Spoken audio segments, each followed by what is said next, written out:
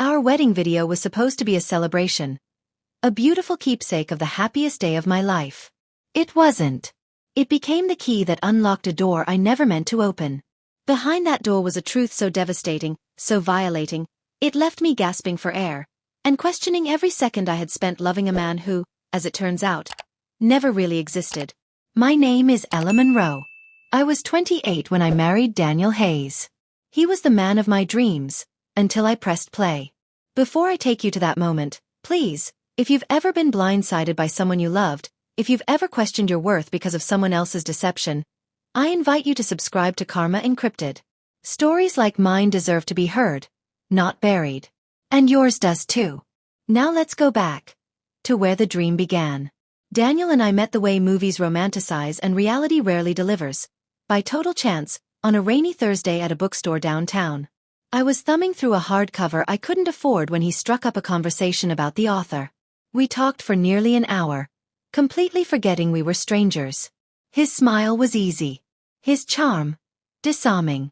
He didn't just see me, he studied me, like he was memorizing my details. By the second week, he sent handwritten notes. By the second month, he said he loved me. By the second year we were engaged. Everyone adored Daniel. My mom called him the son-in-law she prayed for. My friends said I'd glowed differently since we started dating. And to be fair, I had.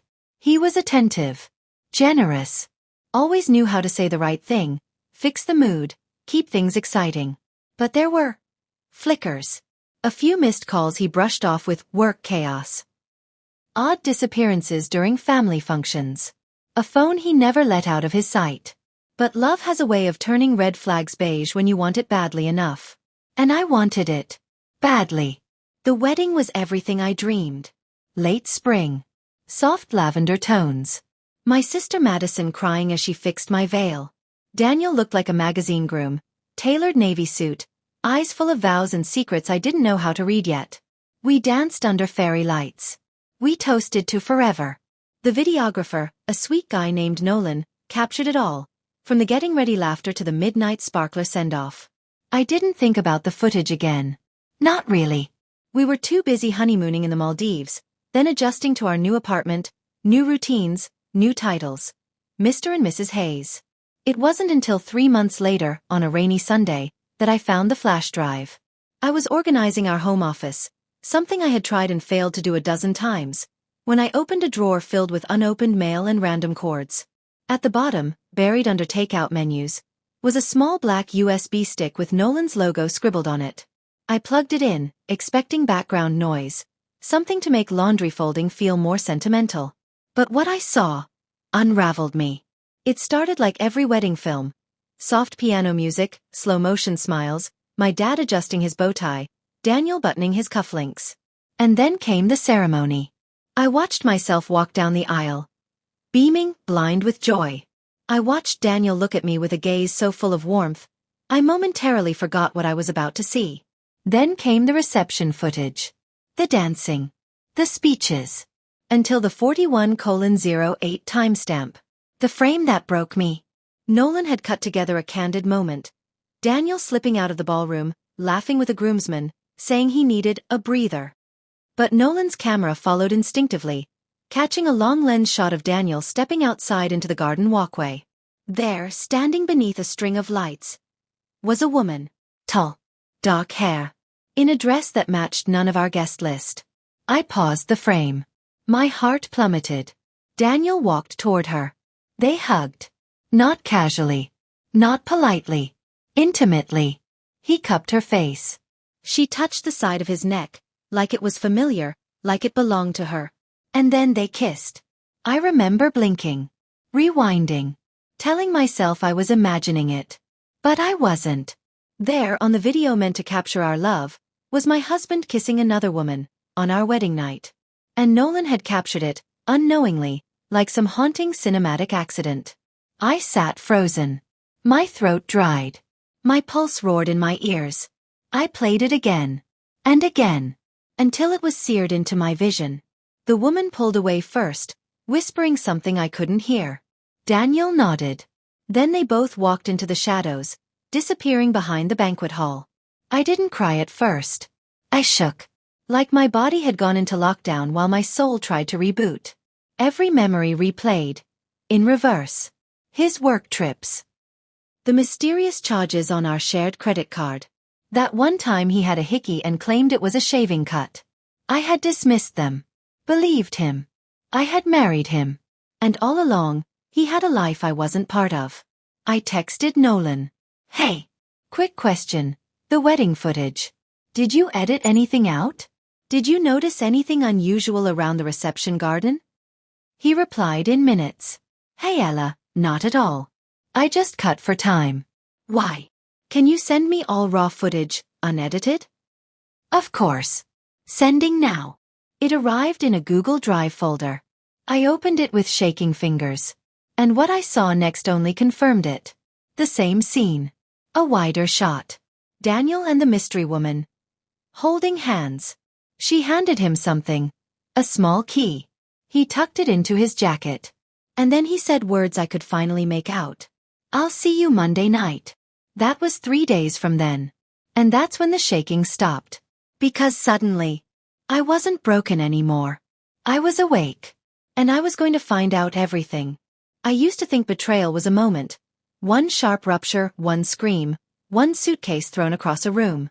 But betrayal, real betrayal, doesn't always explode. Sometimes, it unfolds in silence. In glances. In gut feelings you ignored for far too long. That Monday, I stopped ignoring mine. After watching the raw wedding footage a dozen times, freezing, zooming, rewinding, I didn't sleep. I sat on our couch in the dark, knees to my chest, watching the minutes blink past on the microwave. Daniel was asleep in the bedroom. Peacefully. Like someone with no conscience. Or maybe just someone too used to juggling lies.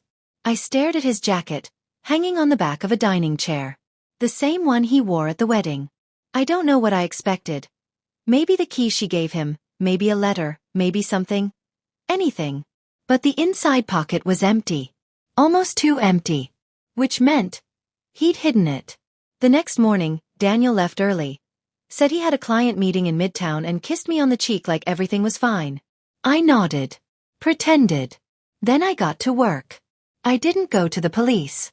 Didn't go to my sister. Didn't even cry. Instead, I did what he never imagined I would. I followed him. Monday night, I borrowed Madison's car and parked 2 blocks from his office. I'd memorized his routine, knew where he got coffee, where he parked. At 7:14 p.m., he exited the building. No briefcase. Just his phone, wallet, and a quiet confidence that made me sick. He wasn't coming home. He didn't call. I watched him walk 3 blocks, then duck into an upscale apartment building in Chelsea. One I didn't recognize. I waited. Watched. Then, at 7:36 p.m., she arrived. Same woman from the video. Hair swept into a bun. Black heels. She buzzed the same unit. They were meeting. Again. On schedule. I waited an hour before I moved. I walked past the building twice. Got the name from the buzzer directory. Leona James. Unit 4D. Leona. Not just a random woman. A woman with a name. A life. A space my husband walked into like it was his. The next morning, I ran a background search. And what I found made my mouth go dry. Leona James was 34. Independent consultant. Lived in that apartment for 6 years. And on Instagram? Married. To Daniel Hayes. Same man. Same name. Different city. Different life. My husband had a second wife. I couldn't breathe. Scrolled faster. Her feed was public. Filled with photos of them at dinners, weekend hikes, anniversary captions. Their wedding photo. 2 years ago. A beach wedding. White suit. Her holding sunflowers. Daniel smiling like he hadn't just destroyed my life again. She called him Danny. Posted about their 4 years of love, 2 years of marriage. And suddenly, everything clicked. The late meetings. The sudden business trips. The strange withdrawals from our joint account. I'd never felt so humiliated in my entire life. I stared at my reflection in the bathroom mirror. I wasn't just heartbroken. I was livid. But I needed more. Proof. Pattern. Facts. Because if I was going to dismantle him, I had to do it without doubt. I printed every public photo. Saved every post. Made a timeline, comparing our anniversaries, vacations, receipts. He'd been with her for years. Long before he proposed to me. I checked our marriage license. It was real. Filed. But so was hers. Bigamy. He hadn't just lied. He had committed a felony. And I wasn't going to keep it a secret. On Thursday morning, I sent an anonymous email to Leona. Subject. Something you deserve to know about Daniel Hayes. Attached was one photo from our wedding video. Daniel holding her face beneath the garden lights. And one sentence. He's married to me too. I didn't include my name. Didn't add contact info.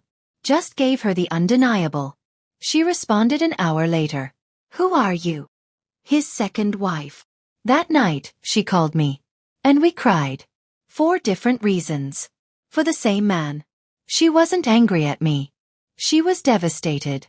Said she suspected something once, long ago, but Daniel always smoothed things over. He's an artist of lies, she said. He paints them so beautifully, you forget to check the canvas. We plan to confront him. Together. Face to face. 2 wives. 1 monster. Because sometimes karma needs choreography. I used to imagine what betrayal would look like. A screaming match, a slammed door, maybe even tears in his eyes as he begged for forgiveness. But what actually happened was far quieter, far colder, and far more calculated. The moment Leona and I confronted Daniel was not just a showdown. It was a reveal. And the version of him that stepped out of that door wasn't the man either of us thought we knew. It was someone else entirely. We chose a Saturday. Leona and I met 2 blocks from her building. We hadn't seen each other in person yet. Only exchanged emails, messages, and one long phone call that ended in shared silence. She was taller than me. Poised. Her expression unreadable. We didn't hug. We didn't smile. We just nodded and walked. It was raining, like the universe couldn't decide whether to mourn with us or cleanse what we were about to do. At 6:18 p.m., we reached the door of apartment 4D. She knocked. 3 times. Footsteps. Then, the sound of the bolt sliding open. When Daniel saw us standing side by side, he didn't say a word. He didn't blink. He just stared. Mouth slightly open, jaw tight, like the air had been sucked from the hallway. Daniel, I said. Or should I say, Danny? Leona added, you have 5 seconds to invite us in before we take this to the building manager. He stepped aside. The apartment was cleaner than I expected. Neutral. As if he was trying to live 2 lives in grayscale so he wouldn't get caught in color. We walked in and stood by the kitchen island. He shut the door slowly, then leaned against it like a man waiting for impact. I pulled out the photo, the one from our wedding video, and placed it on the counter between us. Remember this? I said. Your wife. And your other wife. Still he said nothing. Leona finally snapped. Say something, Daniel. Anything. And then, like flipping a switch, he smiled. A slow, measured smile that didn't touch his eyes. You weren't supposed to find out. That was it. Not an apology. Not even surprise. Just cold, calculated arrogance. Leona's hands shook. Mine balled into fists. I said, how long have you been doing this? Me and Leona. Was it just us, or is there a third? Fourth. He exhaled, like we were inconveniencing him. It started with Leona. Then things got complicated. Business trips blurred lines. I didn't mean for it to go this far. Leona slammed her hand on the counter. You married us, Daniel. That's not blurred lines, that's a crime. He didn't deny it. Didn't defend it. He just nodded. Leona, I loved you. Ella, I loved you too. Just in different ways. It was then I realized. He wasn't confused. He was calculated. Compartmentalized. He had constructed entire realities for each of us, and stepped between them like wardrobe changes. Leona pulled out a manila folder and dropped it beside the photo. Inside, copies of both marriage certificates. Dated. Stamped. Filed. Bigamy, she said. We've already spoken to a lawyer.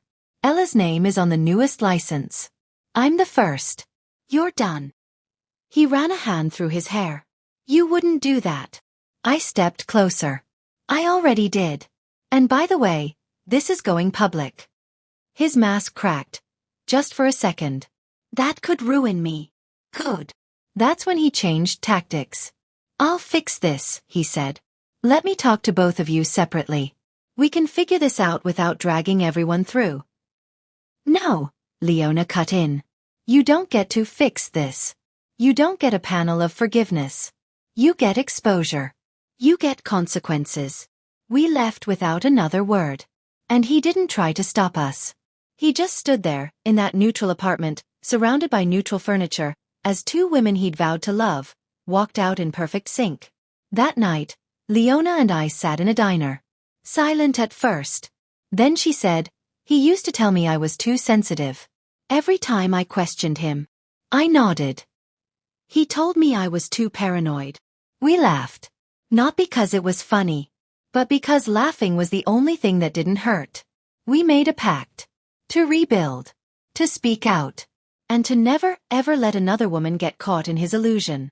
The next morning, we launched a private website. twowivesowntruth.com. Just a landing page. 2 photos. 2 timelines. 1 headline. This man married 2 women. At the same time. We have the receipts. We didn't include full names. Just initials and images with blurred faces. But word spread. 3 days later, I got an anonymous message through the site's contact form. I think I know him too. His name was David when I met him. A third. There's something strange about realizing you weren't just cheated on. You were part of an entire network of deception. By the time Leona and I launched the website exposing Daniel, we thought we had unearthed the whole ugly truth.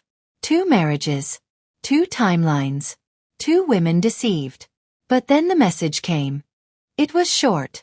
Anonymous. Sent through the contact form on our site. I think I know him too. His name was David when I met him. No signature. No email. Just that. At first, Leona and I weren't sure if it was real.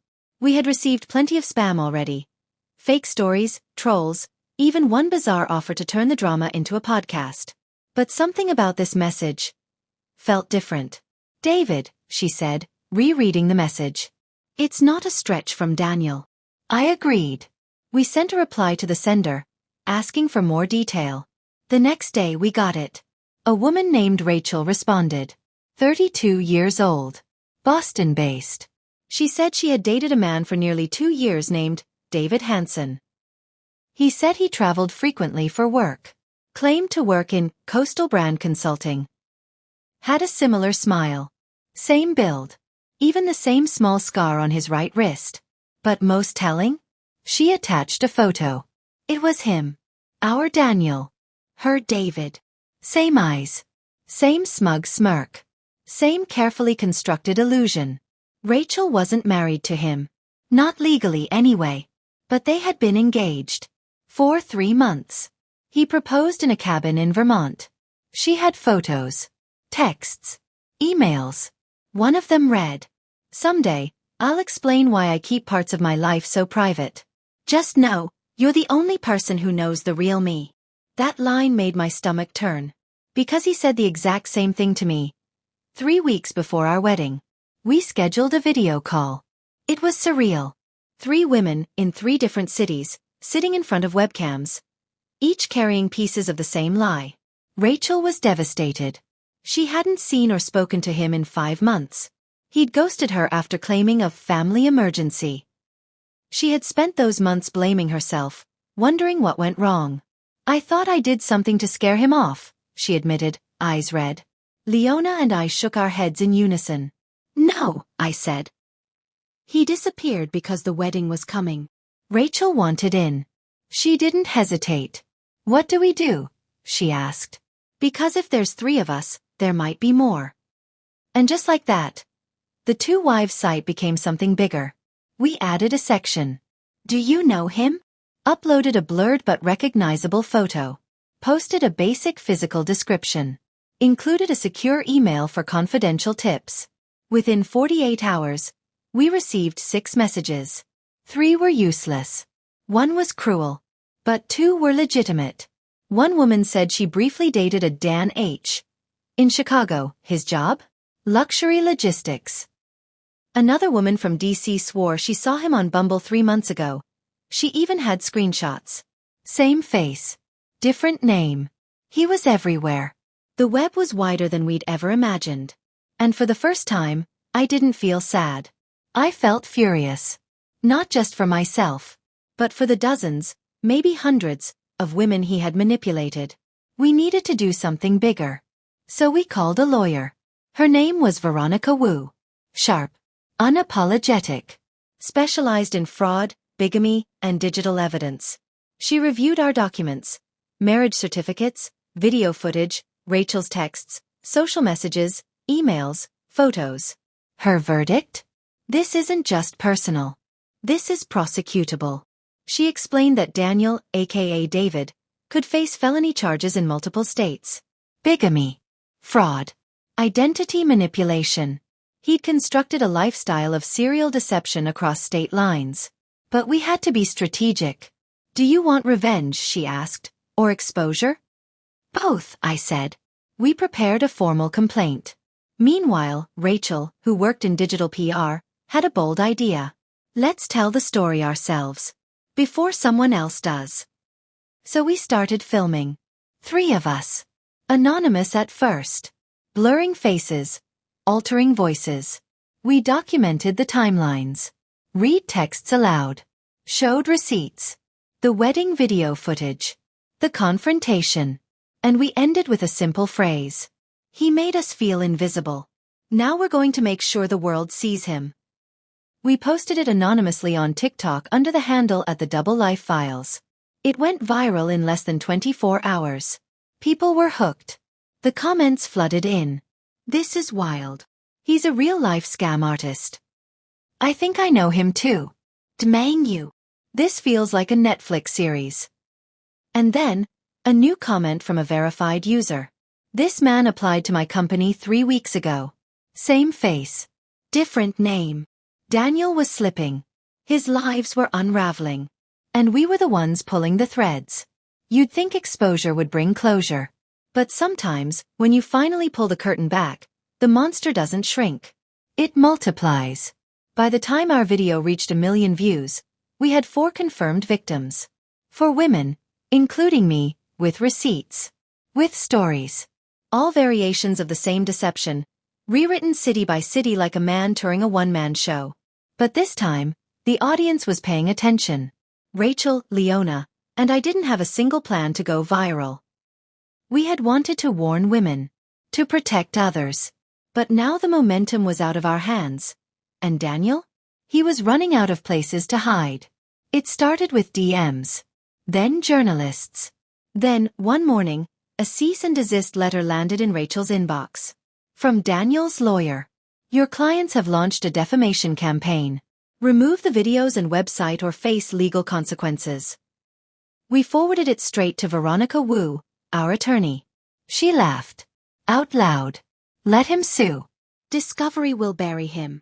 So we went louder. Veronica helped us draft a formal bigamy complaint to the New York DA, attaching copies of both marriage licenses, mine and Leona's, footage from the wedding video, statements from Rachel and a 4th woman, Nora, who confirmed overlapping timelines. In 3 states, we filed fraud alerts. Daniel's web wasn't just emotional now. It was criminal. Then came the plan to confront him. But this time, we'd do it legally. And on camera. Veronica set up a deposition-style meeting. It wasn't a trial, yet, but enough to legally document his responses. She subpoenaed him. He couldn't dodge it. The day of the meeting, my heart was in my throat. We rented a neutral legal suite downtown. Glass walls. Neutral lighting. 1 long table. 3 chairs on one side. 1 for him. Leona arrived first. Rachel next. I sat in the middle. A mic clipped to my shirt. Hands steady but ice cold. Then the door opened. Daniel walked in like a man headed to brunch. not judgment.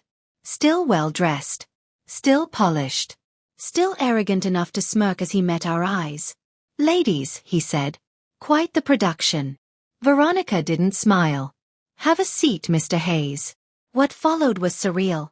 Veronica led the questions. "Do you acknowledge being legally married to Ella Monroe on June 3, 2022? Yes. Were you previously married to Leona James on August 19, 2020?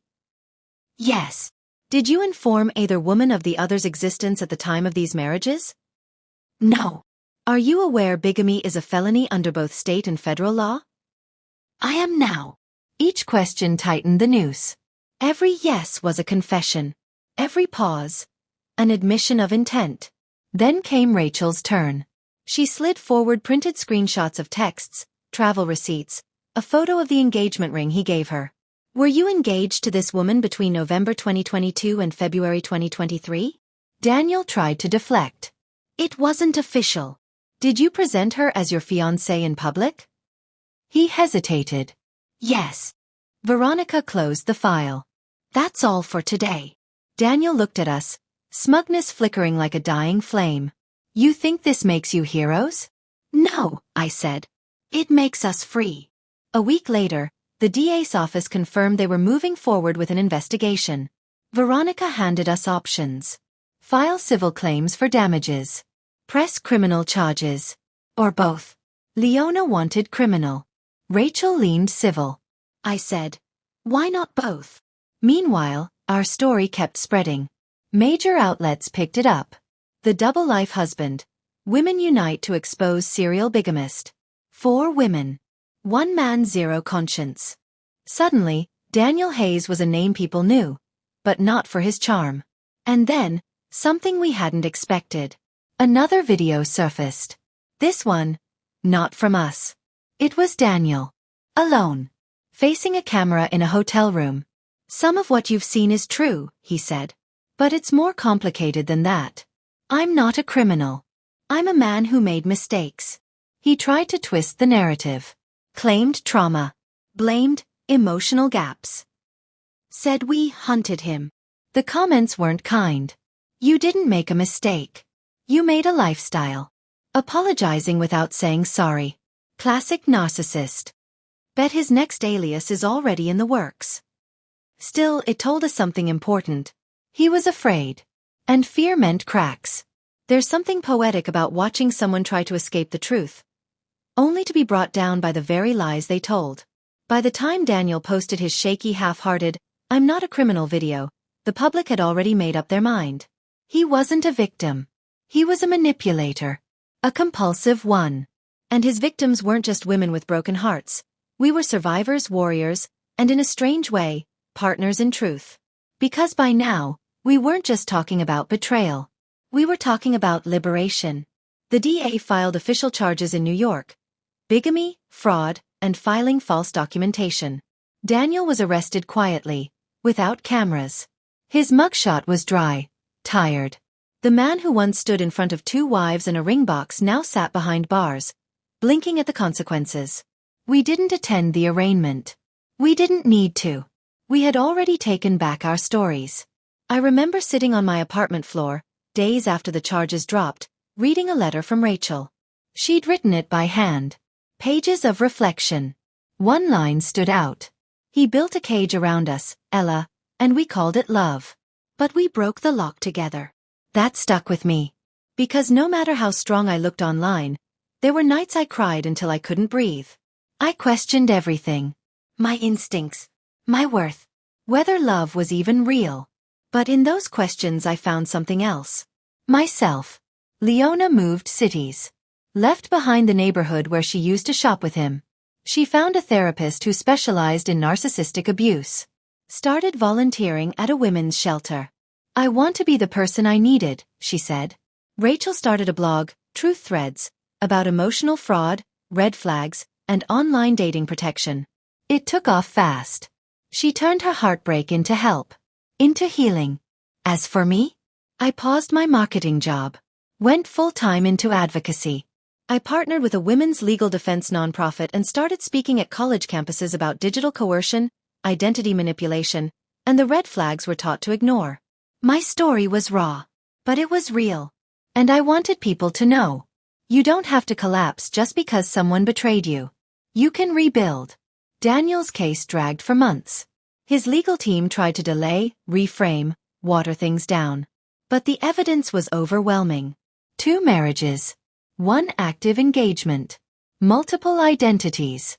Even a LinkedIn profile under Daniel Carter, where he listed himself as a private wealth consultant. He wasn't even licensed. The judge saw through it. In the end, he took a plea. 18 months probation. $60,000 in damages split between Leona and me. Court-ordered psychological treatment. It wasn't the jail sentence we imagined. But it was closure. Real. Documented. Undeniable. And most importantly, public. The final update to our website was short. Justice doesn't always look like a prison cell. Sometimes it looks like freedom. Freedom from gaslighting, freedom from lies, freedom from a future we never truly wanted. We were never broken. Just buried beneath someone else's illusion. Now we're living in our truth. You can too. The site still gets traffic. Women still reach out. Some saying, I think I dated him too. Others saying, your story saved me from someone similar. And that makes every scar worth it. Because when you take your pain and hand it to someone else as a warning, as a light, it no longer owns you. It frees you. I kept the wedding video. I don't watch it anymore. Not because it hurts, but because it no longer defines me. The real footage I carry now is who I became afterward. Ella Monroe, 30 years old. Survivor. Speaker. Advocate. Still believes in love, but not in lies dressed like devotion.